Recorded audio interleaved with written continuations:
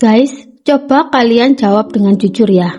Sebenarnya alasan teman-teman pergi merantau itu apa sih? Buat nabung, nambah aset, ngumpulin modal usaha, atau demi orang tua? Atau jangan-jangan kalian pergi merantau itu demi pendidikan dan masa depan anak? Sekarang kita ambil satu contoh saja ya. Misal tujuan utama kita merantau itu karena anak, di mana ekonomi kita acak-adul alias pas-pasan. Anak kita tuh masih kecil, masa depannya itu masih panjang. Di titik itu, otomatis kita sebagai ibu, visi Wonder Woman kita keluar ya kan? Kita itu bertahan, kerja keras, jauh dari rumah, semuanya itu demi satu tujuan. Memutus rantai kemiskinan dan memperjuangkan masa depan anak kita. Tapi, apa jadinya kalau anak kita itu tumbuh besar sampai lulus kuliah, tapi kita justru tidak dianggap, diblokir, dijauhi, bahkan sudah dianggap seperti orang yang sudah tidak ada, seolah-olah kita itu sudah mati. Dan itulah ya guys yang dialami oleh narasumber Miss Yuni yang akan jadi pembahasan di video kita kali ini. Assalamualaikum warahmatullahi wabarakatuh. Hai guys, apa kabar semuanya?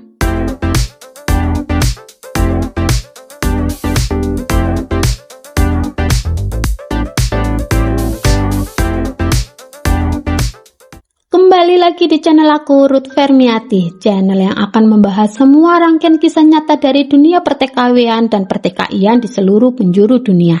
Kisah nyata dari kalian wajib untuk aku suarakan, karena suara kalian itu terlalu berharga untuk dibiarkan diam. Sebelum kita langsung ke pembahasan videonya, saya mau disclaimer dulu ya guys. Cerita di dalam video ini disampaikan berdasarkan sudut pandang POV-nya narasumber. Alurnya disusun secara naratif untuk memudahkan penyampaian cerita tanpa klaim sebagai kebenaran mutlak.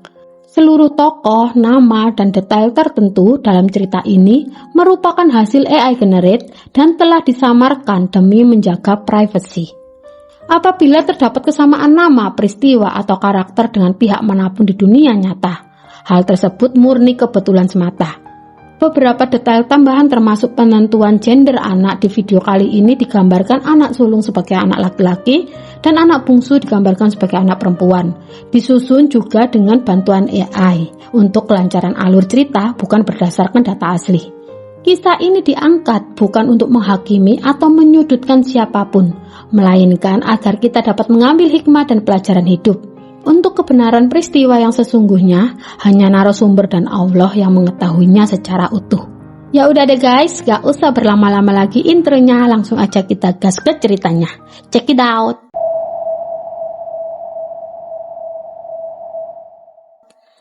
Kali ini biar ceritanya lebih nyaman dan enak didengar, nama narsumnya dari Miss Yuni kita samarkan jadi Sari Jem.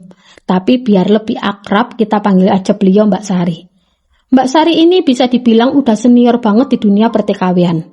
Soalnya beliau itu udah merantau dan kerja jadi TKW sejak tahun 2002. Di awal pernikahan, Mbak Sari dan suaminya hidup seperti pasangan suami istri pada umumnya. Sederhana, pas-pasan, tapi mereka menjalani semuanya itu bareng-bareng tanpa drama yang aneh-aneh. Di tengah keterbatasannya itu, Gusti Allah ngasih amanah yang sangat luar biasa indah. Mereka dikaruniai dua anak yang lucu-lucu banget. Yang sulung waktu itu masih berusia 2 tahun, sedangkan si bontot masih bayi, masih merah guys, masih butuh pelukan ibunya setiap waktu. Sampai akhirnya Mbak Sari terpaksa mengambil keputusan besar dalam hidupnya. Ia berangkat bekerja ke Singapura, karena kondisi ekonomi keluarga yang dari hari ke hari terasa semakin mencekik. Keputusan itu tentu bukan karena keputusan sepihak ya guys. Kala itu kepergian Mbak Sari sudah atas persetujuan sang suami. Dan sebelumnya mereka juga sudah memastikan bahwa kedua anaknya akan dijaga oleh suami, dibantu sanak keluarga di rumah. Kontrak pertama Mbak Sari berjalan dengan cukup lancar, walaupun di awal-awal tentu saja tidak mudah. Ia harus beradaptasi dengan bahasa yang berbeda, kultur yang asing, dan budaya kerja yang sama sekali baru baginya. Tapi Mbak Sari bertahan, seperti perantau lainnya, ia menelan rindu, menahan lelah demi satu tujuan, masa depan anak-anaknya. Singkat cerita, waktu berjalan begitu cepat. Tahun 2023, tepat 20 tahun kemudian, anak sulung Mbak Sari ini telah lulus sarjana, sementara si bontot baru akan memulai masa perkuliahan. Di titik itulah Mbak Sari merasa Mungkin sudah waktunya ia pulang, menutup bab panjang perantauan yang ia jalani selama 2 dekade. Namun guys, takdir itu berkata lain. Saat Mbak Sari mengambil cuti karena mendapat kabar bahwa ibundanya meninggal dunia, ia pulang ke rumah dengan hati berduka, tanpa pernah membayangkan apa yang terjadi nantinya. Tanpa hujan, tanpa angin, setibanya di rumah tahu nggak guys? Justru Mbak Sari itu diusir oleh kedua anak kandungnya sendiri. Iya guys, oleh anak-anak yang ia besarkan dari jauh, yang ia sekolahkan dari hasil keringatnya sendiri. Hah? Ada apa sebenarnya? Apa yang terjadi selama Mbak Sari puluhan tahun merantau? Dan apa pemicunya yang membuat kedua anak itu sampai tega mengusir ibu kandungnya sendiri?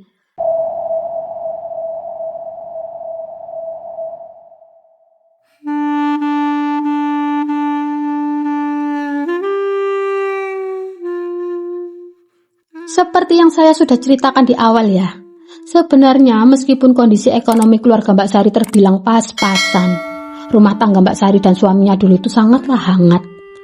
Mereka itu saling menghargai, saling percaya, dan meskipun harus menjalani hubungan jarak jauh, komunikasi keduanya terbilang cukup bagus guys. Mbak Sari bekerja, suami di rumah mengurus anak-anak, dan semuanya berjalan seperti keluarga pada umumnya. Namun seiring berjalannya waktu, mulailah muncul kerikil kecil dalam rumah tangga itu. Beberapa tahun Mbak Sari bekerja di Singapura, ia itu sebenarnya tidak pernah menuntut apa-apa dari suaminya. Baginya cukup satu hal, bekerjalah selagi masih mampu dan kuat. Toh kedua anaknya sudah beranjak remaja, sudah bisa diarahkan, sudah bisa diajari mandiri. Namun mungkin karena terbiasa menerima kiriman bulanan dari Mbak Sari, perlahan muncul satu masalah yang tidak terelakkan. Rasa malas. Topik itulah yang mulai sering memicu pertengkaran. Bukan sehari 2 hari, tapi berulang dari waktu ke waktu. Mbak Sari hanya bisa menasehati dan mengalah, dan mencoba legowo dengan keadaan.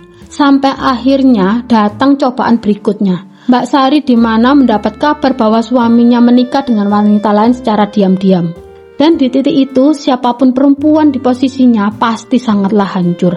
Sekarang bayangkan saja ya guys, sadar, rela jauh dari keluarga, menahan rindu, menahan lelah demi masa depan anak-anak, tapi justru dibalas dengan pengkhianatan.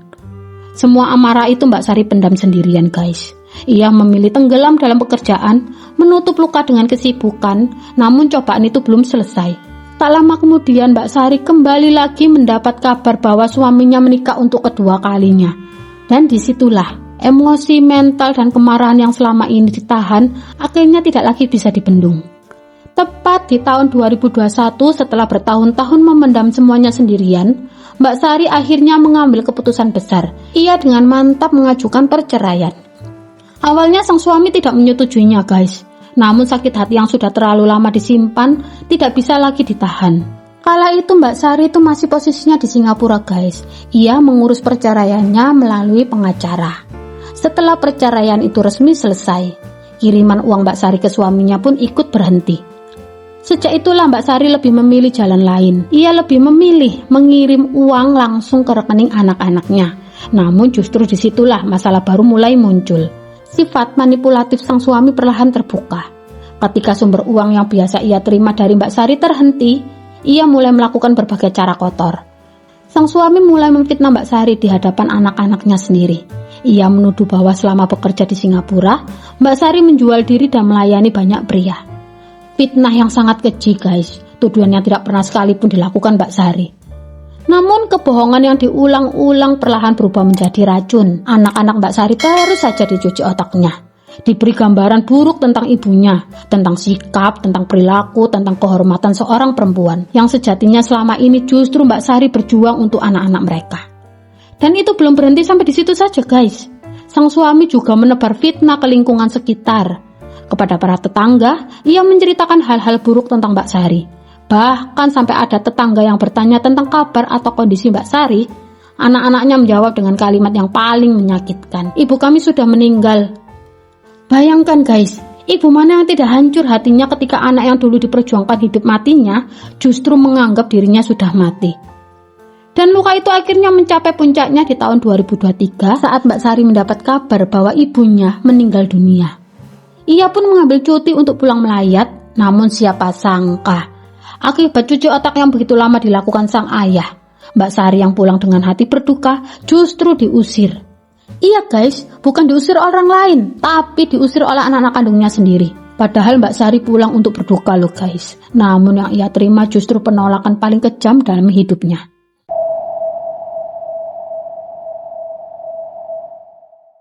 Dengan suara gemetar dan mata yang basah, Mbak Sari mencoba bertahan.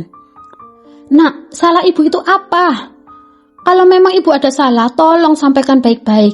Kita bicarakan dengan kepala dingin. Jangan usir ibu seperti ini. Ingat nak, ini itu ibu kandungmu sendiri.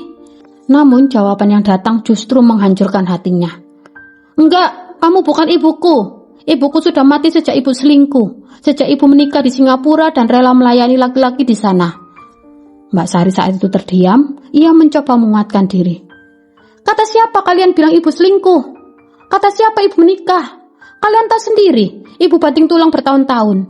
Sampai kalian bisa sekolah, sampai kalian bisa lulus, itu semua demi siapa? Namun lagi-lagi yang ia terima bukan pengertian. Ibu gak sayang kami lagi. Kata orang-orang, kata tetangga, ibu itu ibu yang gak baik. Dan di titik itulah Mbak Sari tahu, apapun yang ia jelaskan malam itu tidak akan didengar. Di malam berduka itu, demi mencegah keadaan semakin kacau, Mbak Sari memilih mengalah. Ia memilih pergi bukan karena tidak sanggup, tapi karena tidak ingin melukai lebih jauh. Mbak Sari meninggalkan rumah itu hanya dengan sepotong baju yang melekat di tubuhnya, tanpa harta, tanpa tempat pulang, dan yang paling menyakitkan, tanpa diakui sebagai seorang ibu. Loh terus Ruth, kemana saudara-saudaranya? Katanya ibunya Mbak Sari meninggal. Gini ya guys, sepertinya Mbak Sari ini gak mau memperkeruh keadaan yang sedang berduka. Ia memilih menahan sakitnya sendirian dan menjauh. Dunianya itu serasa hancur berkeping-keping. Mbak Sari merasa sudah tidak memiliki siapa-siapa lagi. Akhirnya, ia memutuskan untuk kembali ke Singapura dan saat ini sedang dalam proses menunggu visa. Semuanya itu ia ceritakan ke Miss Yuni dengan derayan air mata guys. Coba deh kalian lihat videonya sendiri nanti. Di tengah pembicaraannya, Miss Yuni menyela dan bertanya, tahu nggak Mbak, dengan kejadian ini apa sih sebenarnya yang kamu tangisin? Lalu Mbak Sari menjawab sambil terisak. Sakit, Miss. Saya nggak tahu gimana perasaan saya sekarang. Saya kecewa, saya sakit, tapi saya nggak tahu marahnya itu harus bagaimana. Semuanya habis tak bersisa, Miss. Dan semuanya habis untuk keluarga. Nah guys, inilah jawaban Miss Yuni yang mungkin terdengar jahat, terdengar tegas, terdengar menyentil, tapi justru membangun dan membakar semangat.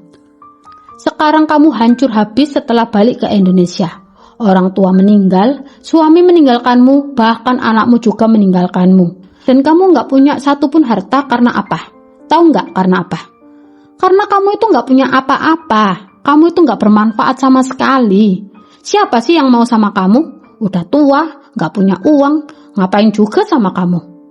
Karena itu sekarang juga sing-singkan lengan bajumu, tinggal di Jakarta, diam dan berdoa, terus berangkat ke Singapura.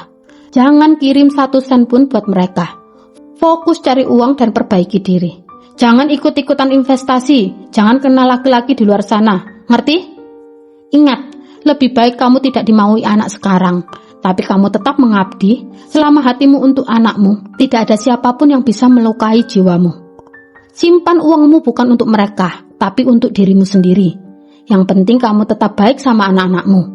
Masalah anak-anakmu gak baik itu urusan mereka sama Tuhannya. Oke? Iya Miss, jawab Mbak Sari masih terisak menangis. Nah itu tadi ya guys, keluh kesah salah satu sahabat migran kita di Singapura. Kisah yang begitu menyayat hati. Buat siapapun yang menonton video ini, kalau kalian masih punya orang tua, tolong ya guys, hargai mereka. Sambut mereka dengan pelukan hangat. Karena tanpa mereka kita itu bukan apa-apa. Dan percayalah, tidak ada satu ibu pun yang rela berjauhan dari anak-anaknya kalau bukan karena terpaksa dan demi cinta.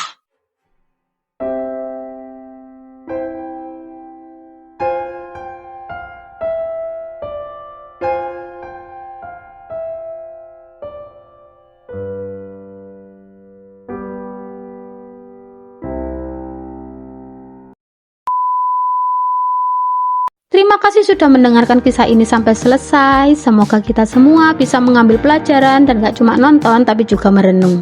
Kalau kamu suka dengan kontenku seperti ini, bantu channel aku ya untuk terus berkembang. Akhirnya aku sudah mencapai 500 subscribers guys. Terima kasih sebanyak-banyaknya buat teman-teman yang sudah support channel aku dari zero sampai titik ini.